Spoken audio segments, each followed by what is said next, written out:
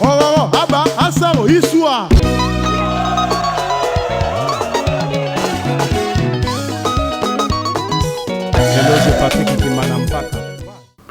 Salut chers amis fidèles, téléspectateurs de MSR TV, bienvenue sur la plus grande émission de la chronique musicale du Congo-Brazzaville. L'émission 3 quarts des vérités présentée par Vinod, le nécessaire pour ça, ma vie des choses. Mobile Rito Kozanga, Boten Zambiwa, Bongawa, ça 3 fois mon Congo. Bana Ponto, Bana Malongo, Bana Mono, tu vas à travers notre chaîne YouTube. À travers notre chaîne YouTube, dans le monde entier. On lui bête www3 quarts des vérités, tu vas des informations à Siki. Dans cette émission, on a Ponto, on a Malongo, on a un peu de l'autre côté à Kinshasa. On a des artistes musiciens au RDC, on se retrouve dans 3 quarts de vérité. Également, des artistes, il y a diaspora. On a 3 quarts de vérité. Également, les sous. Tout le monde a mis sur côté à Brazzaville, on a répété extra musique. Tout sur la peine, on a mis la musique à Congo. Orchestre, on a répété. Donc, il y a WhatsApp, orchestre normal. Donc, diffuser les images à travers notre émission 3 quarts de vérité. Sans plus tarder, il peut m'en aller au 4 mois, mon keboa tout, donc il y a chasse à tous bébé Bouchou. À travers cette vidéo, on a invité Varan de Commode Image.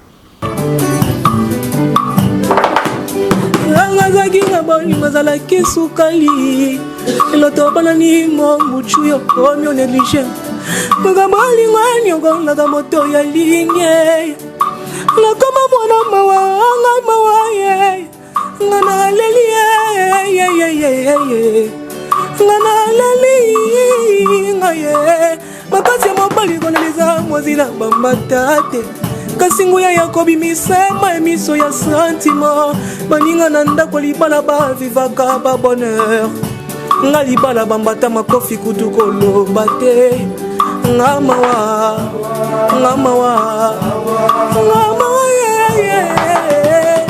hey.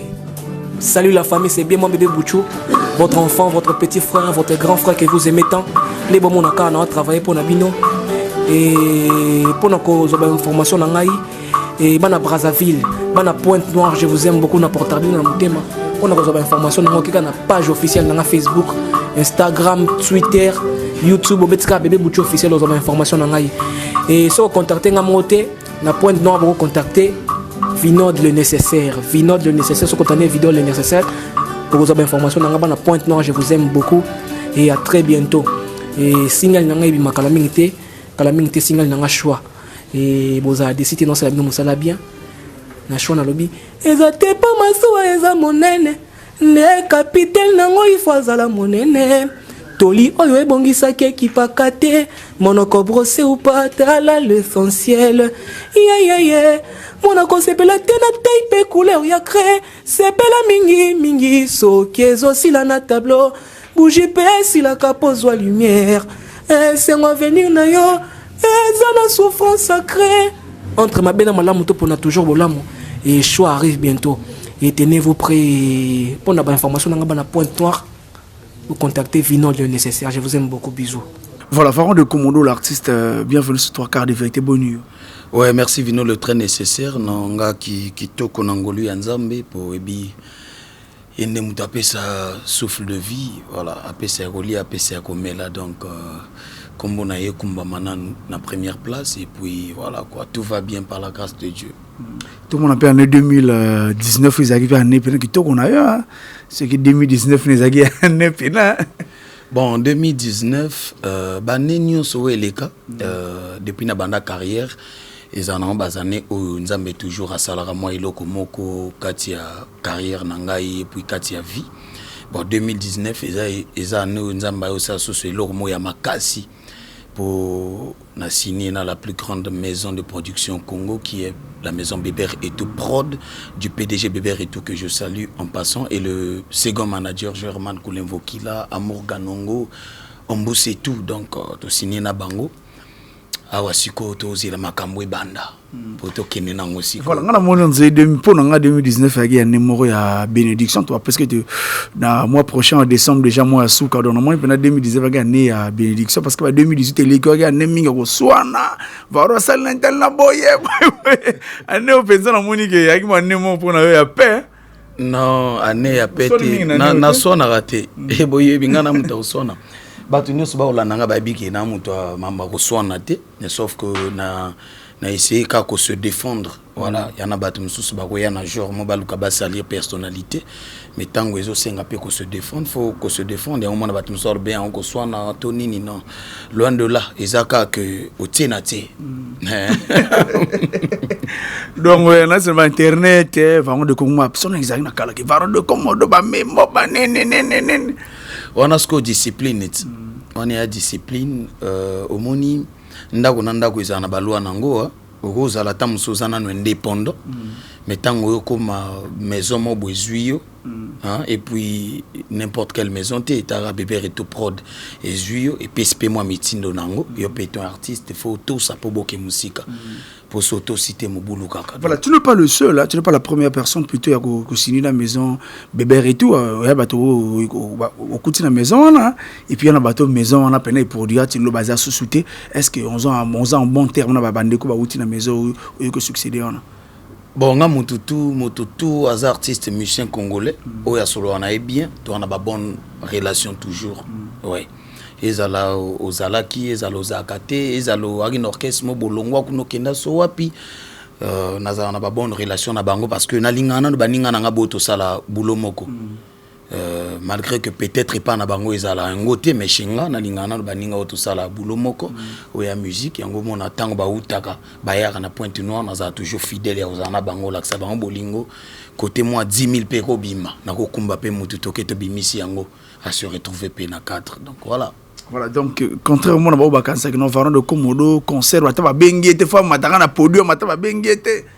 Non, Boba Bongo, ils ont artiste autant moussous, baza incapable, ou bien tant moussous, na benga peut-être moussous incapable. Mais un artiste au bateau mingi, ba ibi valeur nangai, bateau mingi, ba ibi savoir faire. Je pense pas que na se retrouver na rata salle moko.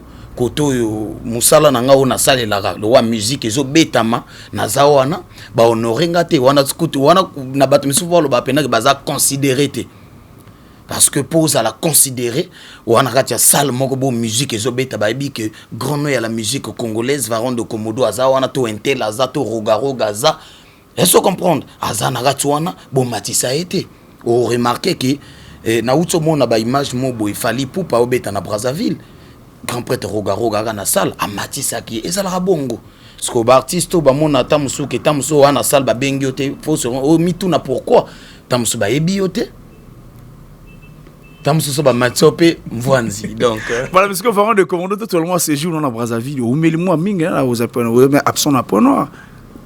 Ouais mais nga producteur azaba côté wana donc yango ezo senga mimi fona za wana to kindaki na bouli ya ko finaliser 3 singles parce que moni tango na ye na kati ya maison mes yeux et yoki album tout et pesi baboul que non bon artiste na biso bien sûr que na niveau national na moi quelques battu ya libanda mboka ba ebaki ce ko aton ngato pc visibilité à makasi à niveau international ça veut dire même na mundele akoma osomba nzembo varon de Komodo abimisi donc yango monaki grand prêtre bébé nzembo ba somango ya ka reggae nzembo ba osomba rythme nyoso ya ga reggae mindele babina nyoso mundela ta musique a ebité a obinango so tete meluka décalé mo betango na boîte mindele baza ba oningana ba obina donc ya mamba reggae rumbate donc baboulé siko fallait babimisa single moko 3 après qui t'a dit ouais ya dotozo bandana le tout premier single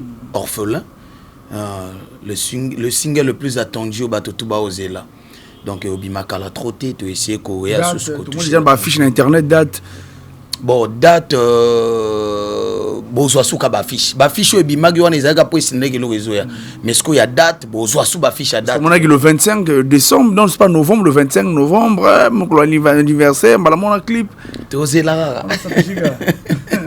Ozela donc il y a sous prévu sortir ça sous oh mais son émission et goza mukolo ngo pekarati voilà ne baloba ke news ezaka na maboko nzambe donc so yora ba fuite que le 24 tam supeka ni le 24 ngo ebima lo la pe mo lambo tamananga so na nga peze ebima le 24. Voilà, qu'est-ce que tu as prévu la sortie il y a toute première chanson na yo na bébé et tout prod ni au prévoir ni na sortie ngona Bon, je pense que mambo a sorti, mambo a maison en production, un artiste boulot nangai qui ko composé, ko studio yembi, nzembo et salemi au tourner clip pour réaliser puis le reste c'est la maison qui gère. Non, et tant que yo artiste non, tant que ça faut consulter ba koko ba né yo mon na ya iloko na comme bébé dans liboso. Consulter ba koko ya nangwe logo te papa. Ngana bisa bino qui se beta en musique te. Qui se beta la musique te. Hein mon frère. Le roi biso musique ya bilo ya iloko e bota makati na yo.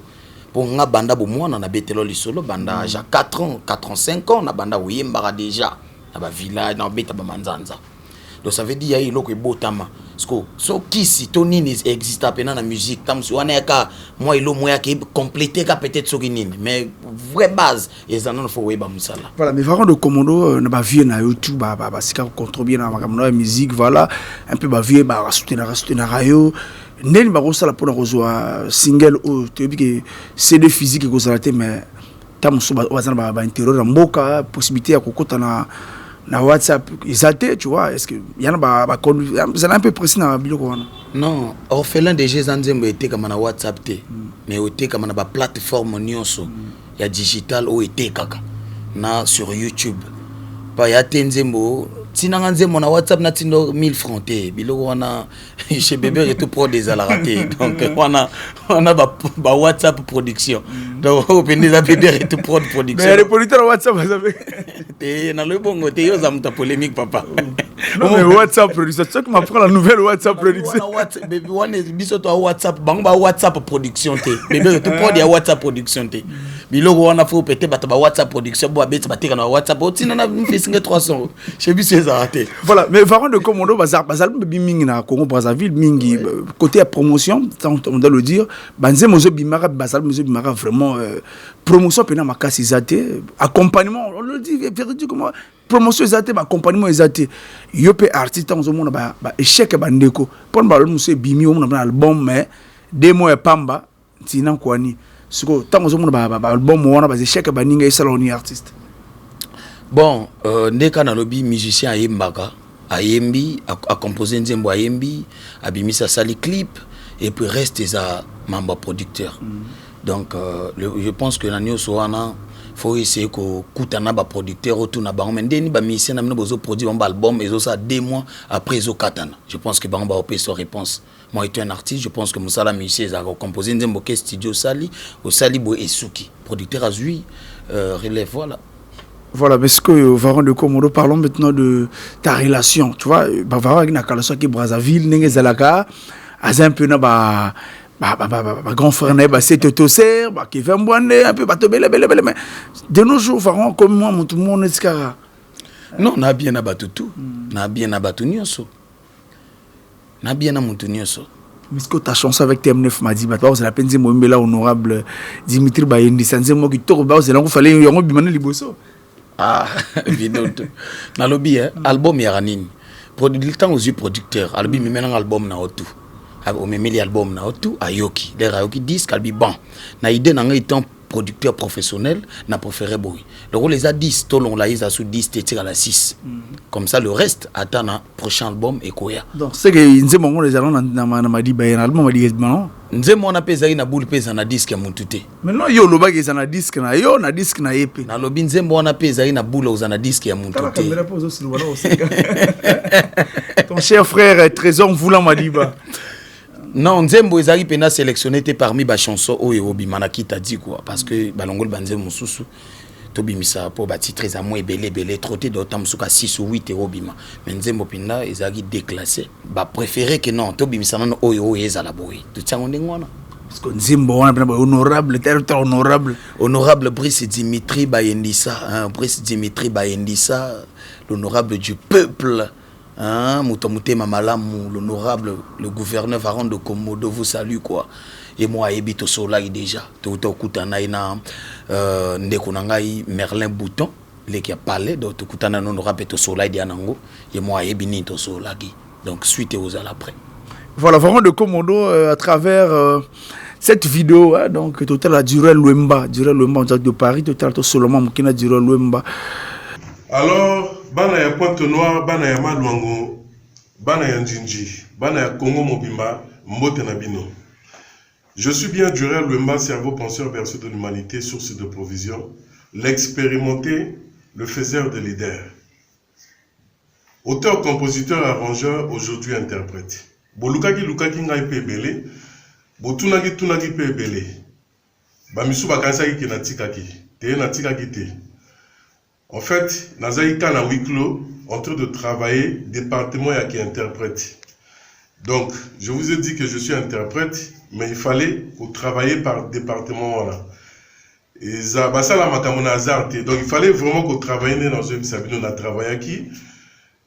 Et aujourd'hui, je suis capable de chanter mes chansons que j'ai composées. Parce qu'auparavant, je jouais juste à la guitare et je composais aussi des chansons, mais que je donnais aux autres de chanter. Aujourd'hui, je suis capable d'interpréter mes chansons, mes compositions. Donc, moi, disparition n'a pas été du Nawana. Donc, à préparer mon mari Zoba Zoba. Il y a single, il y a 3 chansons.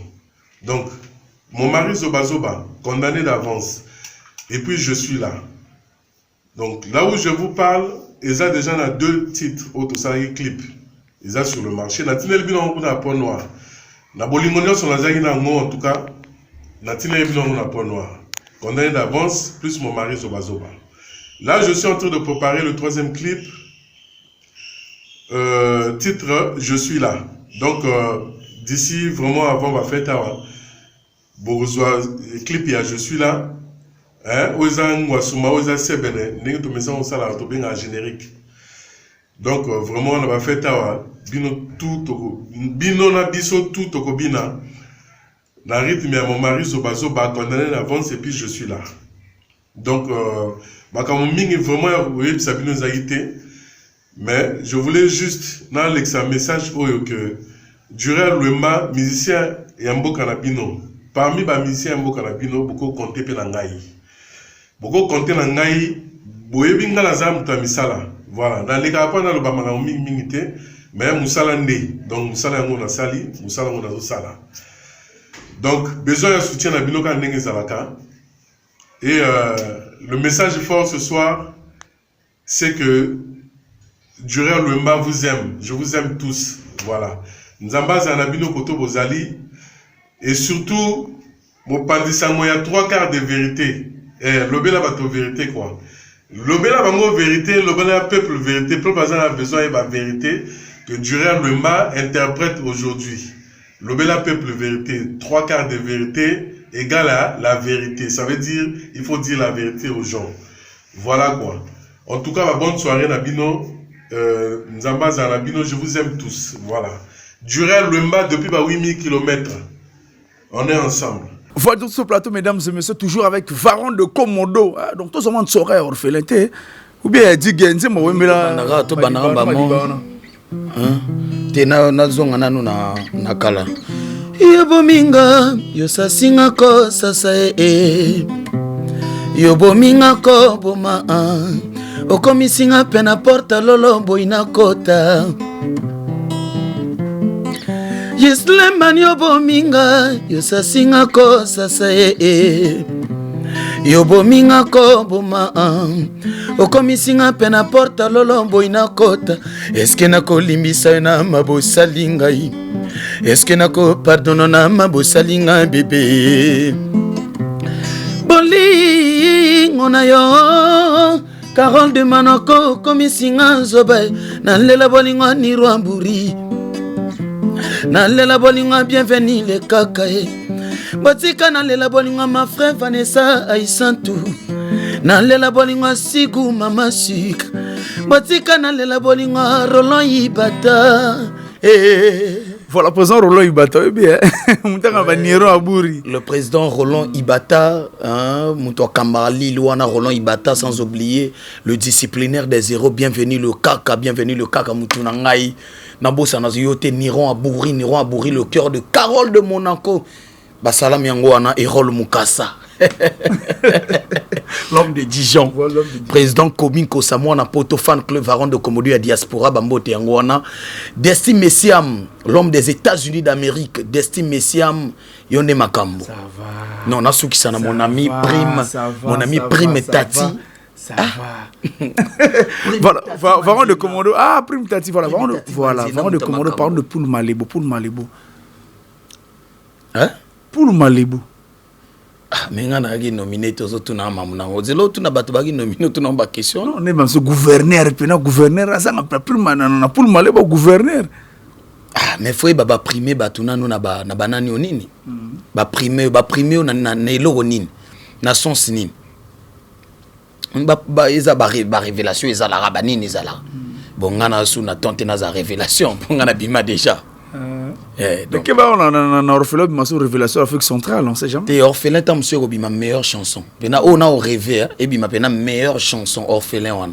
Pour y avoir des macambres. Mais voilà, Varon de Komodo, tu ne peux présent la répétition un peu partout, supervision. Est-ce que vous mettez Zarak?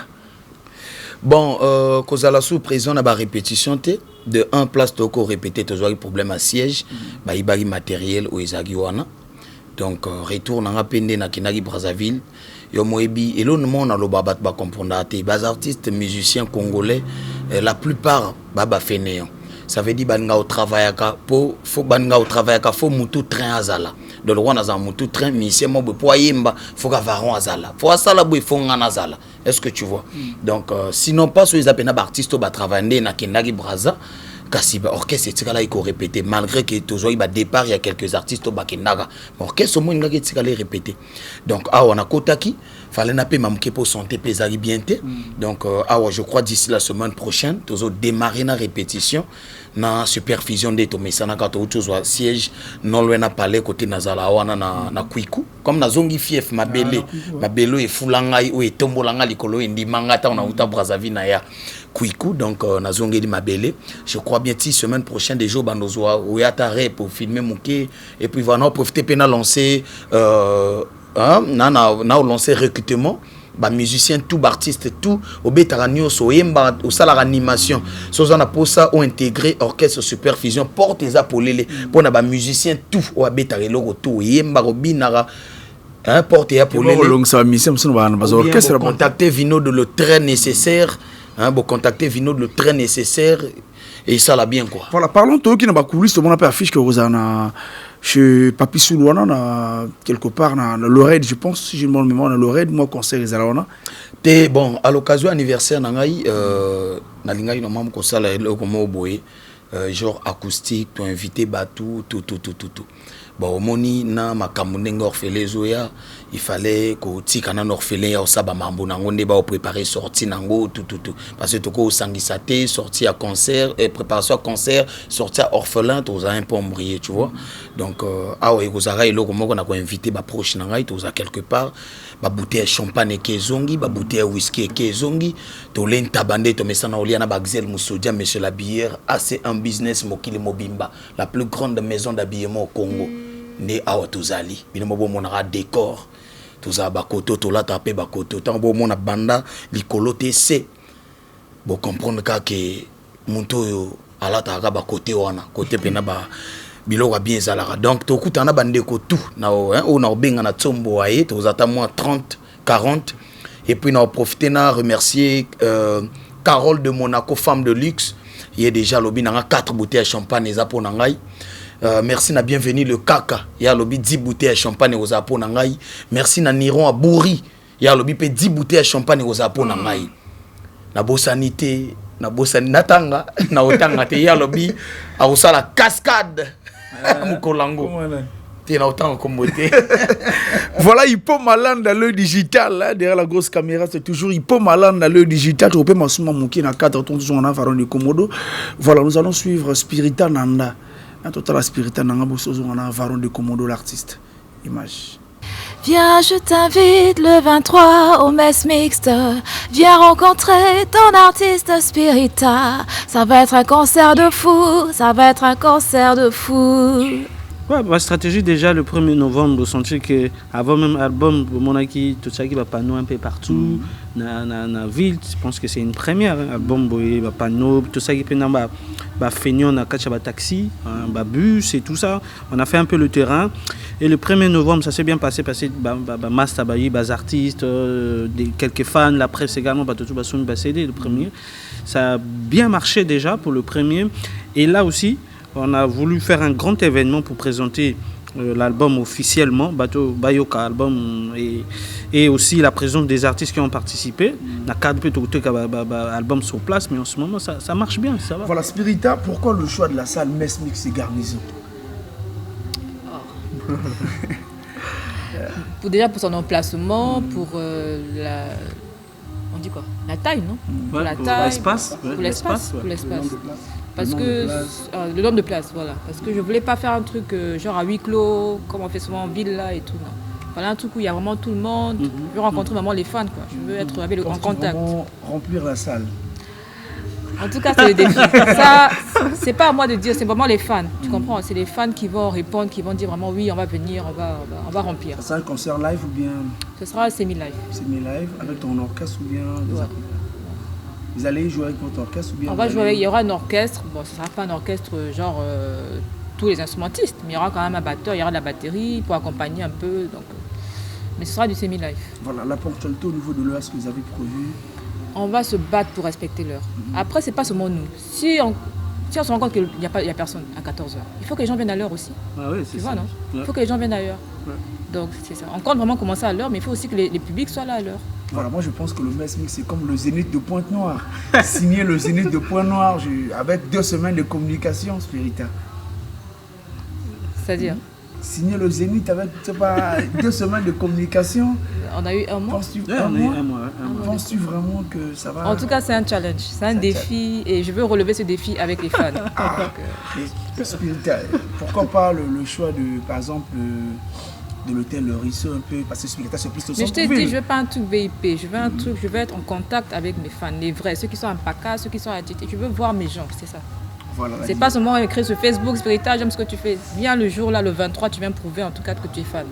Voilà, Carouf de Boza, vraiment Mess Mix, vraiment Mess Mix, on a pena. Ouais, Mess Mix, il y a pour la première fois, événement urbain. Ça veut dire que ça va Ming, Kevin, Beta, Roga, Beta. Mais la bénédiction à Ponténégrin tout, la bénédiction à chroniqueur, la bénédiction et à Batoto dans la musique à Pointe-Noire ils sont là. Et nous sommes confiants que notre automne sang. Ouais, puis ticket, tout cher ticket na 500 en ce moment pré-vente donc ticket c'est comme si c'est gratuit, 500 vraiment, il y a bien à Pamba des secrets. Donc 500 en ce moment pré-vente, tu as le ticket à 5. Donc maintenant là, Bengi, tu regardes, tu mets le ticket place où ça, on va arriver. Jour J, ça sera 1000 francs. 5000 francs, vous avez un CD. Au fin du bateau VIP, 5000 avec CD, je pense que tu retournes ça bas. Combien était comme CD? CD, c'est à 3000, la clé USB à 2500. Voilà, mais Spirita, quand je vois la clé, tu favorises pas la piraterie? Pourquoi? La clé. Quand tu vends la clé, je pense que le mélange la clé, elle est cryptée, tu peux pas enlever, tu peux pas faire. La clé, elle est cryptée. Ah bon? Ouais. C'est la nouvelle technologie là. Vraiment. C'est comme ça. Je dis, merci Navarro de Komodo l'artiste. Vraiment, on a senti que la statue n'est pas à affiche. Et là, qui s'y peut bolingo. Merci vraiment Varon de Komodo artiste à Bébert et tout. Manager Ndimi Mosala Otosala, merci grand frère. Et ce qui a aussi vraiment merci parce que lobby qui est dans mon na Spirita, tout dit la bino na Brazzaville. Tout après le 23, tout boucana ni Mess Mix de garnison et puis tout yakapé. Tout discipliné pe Brazzaville tout lang ça Brazzaville qui est ponton nous les neza donc bino tout ni bino tout bon ça là que nos événements et Simba bateau tout ba accompagner biso presse ba chroniqueur ba fan bateau tout ba lingara ces jours là on a besoin de tout le monde parce qu'ils assomment. Voilà de retour sur le plateau, mesdames et messieurs, pour le plaisir de Sondra Latifa Bitoma. Sondra Latifa Bitoma, Talabison de Madagascar, vraiment, on appelle ce mot Willy Titembo, le Canadien. Maxon Moulele, président Maxon Moulele, Armand Dozo, toujours, on a Batba Talabison à Paris, on a Varon de Komodo. Mokili oyo makambo ebele. Mokili oyo makambo ebele ma. Baye barazwa motona bangoli kolo.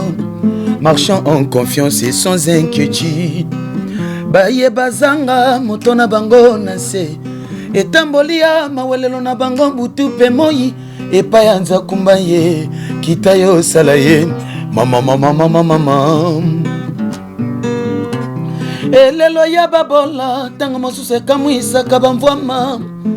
Bamitunaka pona nini kaka babola bazangaka. Mikolo nyonso na mokili ya Nzambe basala nini yango baboma konani. Pourquoi les riches et les pauvres kozanga pe koswa ezaba tendance à la vie. Soki peli sumu ya damuna eva toyembite. Non, oui, la passion, soit Banzembo et Bimana, qui est tu te rappelé Kabatu, Bazwa idée, après Toya Siko, dans le single le plus attendu, Orphelin, na 4, sans le passé, le présent n'est rien, donc voilà, photo Zonganan, na 4. Voilà, mais deuxième album là, après 8 ans, hein. Ouais, il y a un des lacs artistes. Idéologie à Jackson Kakati. Il y a un des lacs artistes à Moutou, à Sarababa, chef d'œuvre. Il y a des artistes qui bricolent Nzembo.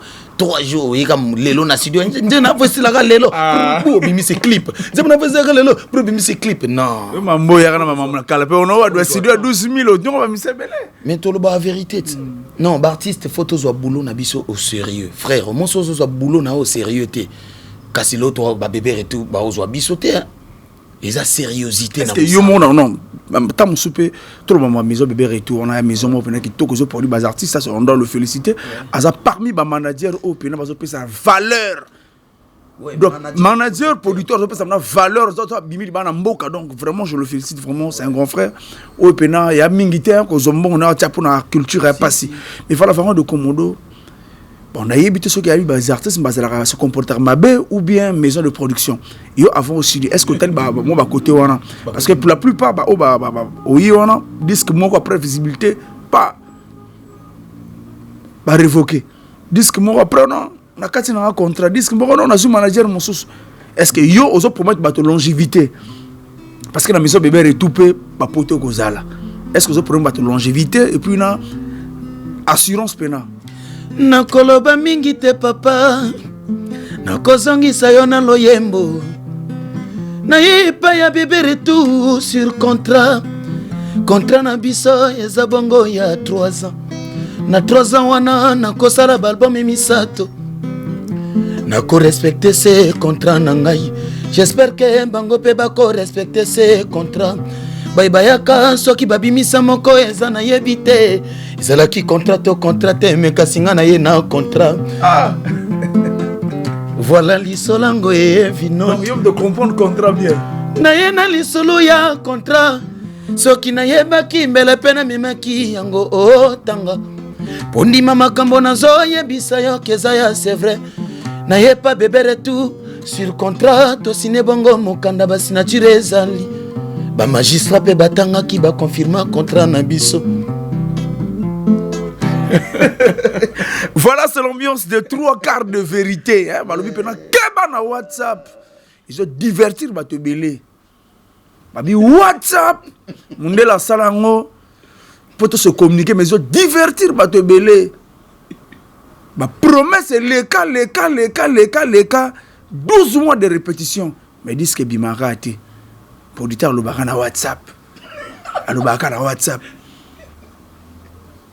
Producteur alobaka na WhatsApp tonga poka na WhatsApp bas album ezo bimate promotion ezate bandeko bas artistes musiciens congolais bozo msana bino sérieux sozo na musicien mbate ebila voilà vraiment de conseiller mon conseil moi parenthèse mon kaka voilà parce que vraiment de commando pour la bébé retour tout ce monde ba bidjo ko zala ba Ouagadougou ba Lomé est-ce que vous avez tant un peu poté aux Zala. Oui, poté, mais poté. On go tic ça en Afrique. Oui, la poté on malmo basté aux Zala. Là tu la plus grande maison de production au Congo te dit le pourquoi. Donc mais eux en a facilité aux visa. Kitoko. Nyose aux Zala. Te ko beaucoup ont un problème. Que sont les problème te et na surtout que la paix poté. Mais ça aussi na surtout que la poto nombre de relations na bango kuna. Kanaro senga basanga ta invitation ya mbango billet rozanga nango te. 3 millions c'est rien frère. 3 millions ba dit les salima 3 4 millions. To sala pe olandi pe dit lokangisi mo alarme bobu opesi OK. Mais to lingi Congo, to nito sala musique na Congo, to nito no limo te. OK o limo e. Combo pe vide. Oui, biso faut défendre le drapeau tricolore frère. Poto Paris c'est rien. To ke na biso. Bo ba kuna ba kenda. Biso pe to tikala toza. So esengi tour to beta tour to zongi. Voilà, na mutalbo na ozape mutalbo sauter na kepe poto na zongi ba kenda bazonga. Voilà, Pharaon de Komodo, tout sur la Marambetali, nous avons mozo kinde na kita dit parce que batou mbarobenga mais est-ce que nze monanga ko zala ba Gilles Massoa est-ce que tout moi on saurait Gilles Massoa traverser en 3 quarts de vérité est-ce que moi on saurait ko zala toujours natandela yo mandala la visika nyonso yo tarambolaka ya Gilles Massoa kokutana na mwana mobali oyo Massoa eza lokolo kutani na Yesu Masia Gilles azosalisa bato ile Massoa yo kananga nazoyemba mama bobolamu yo sala eleki yo ayebisa okita di eza l'album des albums mais oya po ilika album abatu te mais toya toute sa comprendre na batema kitoko banzemba kitoko lo banzemba lo ba Gilles Massoa non ba prêtre nanga nyonso batu tout auto solo la kitoko na bango baza rassurer que banzemba yo bima kaka neso ko solo la kité kuna dédicace nzembo à côté blague te mon frère omoni musalo yo batu ta musuba zo biso na valeur te tango ba mona biso ozako ko ya vie nga boe vie azo sala mais na comprendre tango ga mukolo bébé reto abeta ika affiche à liboso ndin na bat ba komelo depuis 2006 ba komelio on a ce que bat ba ya intérêt alors que vite au vivre na bat pour intérêt te na ba moment difficile ba moment de bonheur tous ara toujours ensemble mbongo te mbongo kunda mutu te. Voilà. Est-ce que vous allez Komodo promettre de vous aller siéger dans Ponton ou bien vous allez en non, vous allez en point noir. Na point noir, biso na Jean Herman ko l'invoquer le second manager. Tous en point noir, so boulot et Sengito ke Brazzaville, to kei tout ça les boulot to zongi. Voilà, je félicite Jean Herman ko l'invoquer là. Donc ah jeune pena au salam sala qui toko. Vraiment ben maloba na Paris Nord féliciter vraiment Jean Herman ko l'invoquer là voilà. Azap na jeune moro humble au salam sala est bien. Aïe Moussala mais non, il n'a pas de problème avec des gens. Sur le camona Jorman qu'on l'invoque là, c'est que yo pena osam tamatumboli. Mais na WhatsApp on est ma pena bato, baluki ba problème. De ronda ba on a WhatsApp ba ko luko le problème. Ça veut dire aux annonces mais baluki loka problème. Parce que mikolo to na système il y a total nano hein. Pour mikolo bateau succès si là ba mi bilobela. Parce que total nano bateau pena succès si là ba mi bilobela. Et bateau succès si là ba na bilobela magas. Ongo mikolo fait na ngazolo bateau ke na wan système patati patata. Donc GDG patati patata. Yo zena ninga mbango mbanga. Ele me ba lo ba rien. Yo zena mbango na ninga sincère, yo zena mbango sincère. Té. Ngana sala des fois 10 mois na matango té. Ata des fois pe une année na matela na ngango té. C'est obligatoire to matango. Mais oui. Voilà titre album ya frère na qui était trésor mvula. Oyo zolo bolo belde titre album amutu. Non, zolo ba ascenseur. Mais papa. D'ailleurs comme ça tant comme on a fait zaga titre album amutu. Non, musique na ninga ascenseur, musique c'est nga fois ascenseur. Yo té musique c'est nga ascenseur. Na biso musique c'est nga ascenseur. Oh. Donc faut yemba faut mata ascenseur. To yemba na studio, tu soma muta yemina ascenseur. Non, ascenseur pe ninga kenda. Ozolo be l'ascenseur nini? Y album to ozolo be ascenseur. Y album oyo pe album hôpital à Luanzili on a des pe kangama na rez de chaussée mata souté. T'as dans mon hôpital wana mutu grave faut ba côté na ascenseur se retrouver les colonnes sur 4e étage mais banango na maboko kwa kena na maboko nzembo pe ko na vitesse ascenseur pe papa ngana lo ba mambo album na nzembo mutu te to beta sur l'ascenseur ngana zo expliquer OK ke bana ba ascenseur muso kangami pe no transpirer groupe été au Daichu voilà osa allusion na ton solo ba ke ba mise belé ba succès si ba kuma bilobela wana ouais ba mission ba succès si la ba bilobela remarquez mingi ba mission ba belé abo succès vida muntu ana succès na yo ana buzz na yo wana belé charisme mon a te que fallait le ba muke voilà succès na ya normal au moins t'es papa chéri le ba muke succès na ya normal. Voilà. Sur la place de Brazzaville, n'a pas jeune. Est-ce que sur la place de Brazzaville, n'a pas jeune? Et t'as bien. Bah, nous connaissons leader. Bah, y a la relève. On va monter la relève. Bango tout, mais relève à Moulaït. Bango tout toi bien à Bango. Bango tout toi très bien. On a des très bonnes relations. Bon, mon baby. Bon, tout bas, on a dit que oui, Varon, il est ouvert envers tout le monde. Voilà.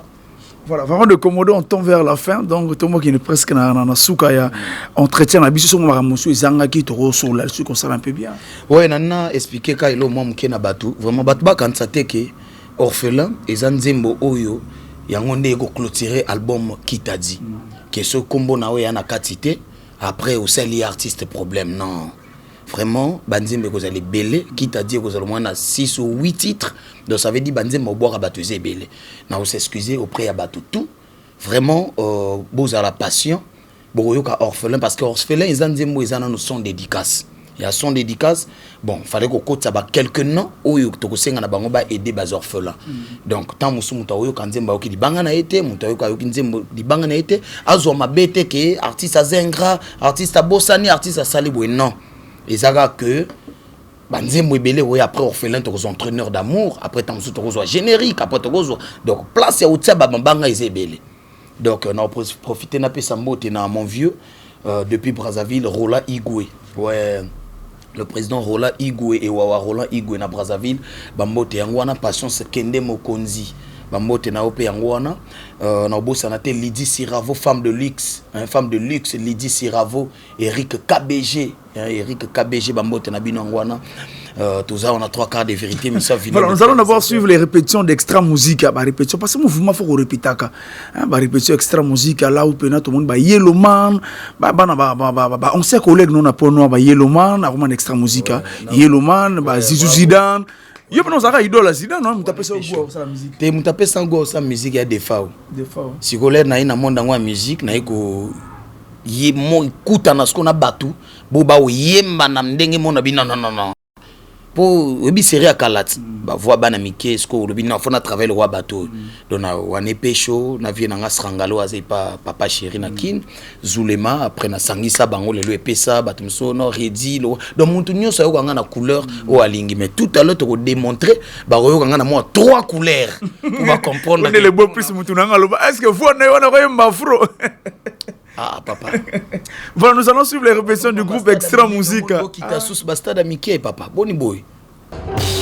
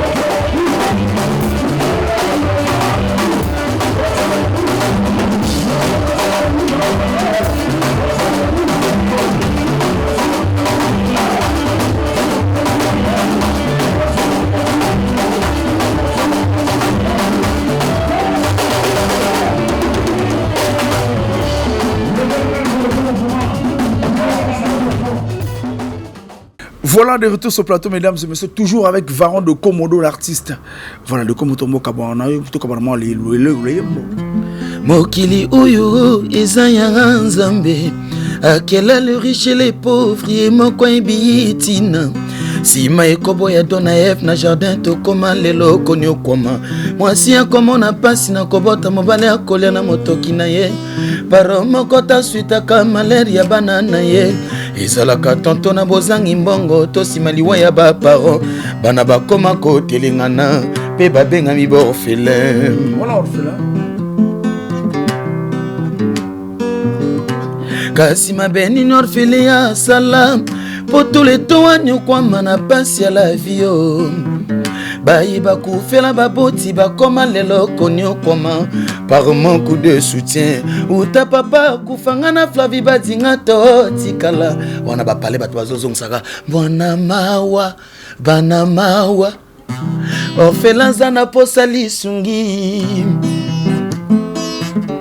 Soutenons les orphelins. Na verset nini ya Biblia eko mama mbongo. Soki mota kufi na sima babotola nyoso. Bana na eba koma ko telenga na mawa mama. Kuna balelie awa batelenga nye. Awa batelenga nyora kelwa le fatiga.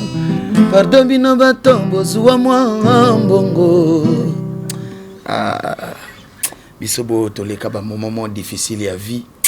Vraiment nzamba sunga quoi. Donc ba oyo tout ba leka na ba chemin mon na biso ba oyo ba Varon de Komodo nzamba soutenir bino apesa bino souci ya oleka. Donc Ezabongo orphelin arrive ba tout basé là orphelin.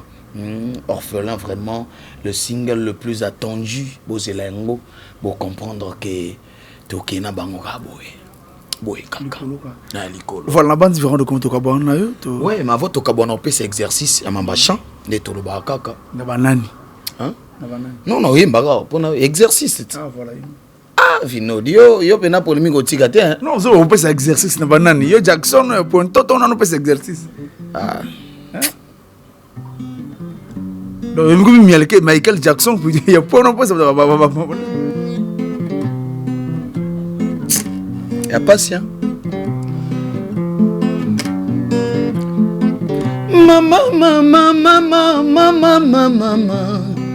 Mama yeye, mama deti. Flavie Mika yaya moto. Frandetina Marise baleki nangai. Niron abouri mwana lile. Fino de le nécessaire, 3 cas de vérité. Axel Moussodia a ce M business Mokili Mobimba yokaye. Yo prometaki nga bolingo yo kena yo ye. Prometaki nga la mulu beto kena yo. Natika linga moko na bwale se kolela. Yebisanga mokolo nini okuya pona sepela nga mona batwe. Nazolela love for you. Varon zolela love for you. Torkasa leli love you. Benisale aleli love you. Felani ndonga leli love. Gilvian ndonga leli love. Bolingo elokwa mitima. Bato mibale balingani na love. Emise tosuki akuti apanzi love. Mibale suki akuti epesi elengi. Yakanga noto fanae. Yakoyoka sentiment, yakana pesos elengi, yakoyoka milengi. Vino dolingi nini est le nécessaire. Ipoalingi nini motema mayi. Carole de Manoko lingi nini. Bayaka na bolingo ya lokuta ipananga. Bazala balocataire bakina batika bolingo yo. Mamona mama na komonyo kwa maye. Bebolo binini e mama. Chérie binini mon chou. Mwana vende pa mobali. Bagoza na makangu ne kavana kipa ya tonto. Mwana vende pa mobali. Bagoza na makangu ne kavana kipa ya tonto. Mama bo kilomete kisa munu kentwe. Samuna mbonga birnge me defi sa munu kentwe. basi basimba ngai na loboko basi basimba ngai na loboko chéri tia awa vino de tia awa. Voilà, merci Varan de Komodo. Donc, tout cela est sorti officiel, il y a un single Orphelin, comme ça, tout savouré. Le 24 novembre, voilà, tout cela single et Bima, comme ça, tout se retrouve à Babi, rendez-vous dans la baf. Ouais, mais rendez-vous à la baf. Et là, nyonso, oui, il y a le mambo musique et Bimara na baf. Pour même na ba écouteur, ils en a ba baf la miki na kati. Son baf, au yoga pelote. Même na tombo, son baffle, au yoga nebo so na baffle et bête amandé na son son. Mais banze munyo surtout biza banze mo beta maté. Oui baté. Oh, mais banze munyo so banze mo beta maté. Le roi Mathieu 77. L'air le baro beta mo ko beta mo isa. Beta un peu partout, zo na taxi, zo na voiture un peu partout. Mais voilà, il y a ce qu'on a banze mususu au bayoka ngona ndako. Et le banze église, oh on a na boîte de nuit. Mais faut fon langa na batia non zema. Ah, te wana bangana kala. Voilà, on a fait Simbote na Rock et Loi l'infatigable. Rock et Loi l'infatigable. Il y a Barge la Trinité. Néron Abouri, l'homme de Lille. Bienvenue le caca, le disciplinaire des héros. Lydie Siravo, femme de luxe. Carole de Monaco. Carole de Monaco, femme crédible. La Bossante, la marraine. La marraine, reine Tsomi, la marraine, Bambote Nayo. Na Bossani, sous staff, nanga tout. Il y a WhatsApp, groupe WhatsApp, staff Varan de Komodo. Non, groupe nanga personnel. Où est le Belara Varan de Komodo, le gouverneur. Derrière la grosse caméra, Hippo Malanda, le digital, Rossine Dene Makaya, Miss Bovarel, Chris Okissa à la réalisation, Lewis Brown à la programmation, Monsieur Toussaint l'ouverture, pourquoi pas la régie finale. Gana Ganaël, Gisunda Mopile, Armel Paka, mon ami, DG Régis Kumba. Voilà, mesdames et messieurs, on se retrouve le week-end prochain. L'honneur Motopamba, Dinelviso Combine Salisson. Faisant comme Cheikh Brafal, bienvenue le Kakaï Niron Ambouri. Lydie Siravo, Eric KBG, Ombou c'est tout. Faisant comme la fondation Ninongwa l'honoram Soswamboka. Lydie Patricia, on dit la Trinité. Jean-Marie Molato, on a un grande sel. Orphelin Zana Posali Sungi, soutenons les orphelins. Laurel Boa, grain de sel. Mon colonel Serge Boa, soutiens mon colonel Serge Boa, DGSP. On est ensemble. Check, vino le nécessaire, ils allaient. Nous sommes à Cambo, on vit des choses. Il peut malanda au Moutunangaïa. Oh, Abba, Asaro, Issoua.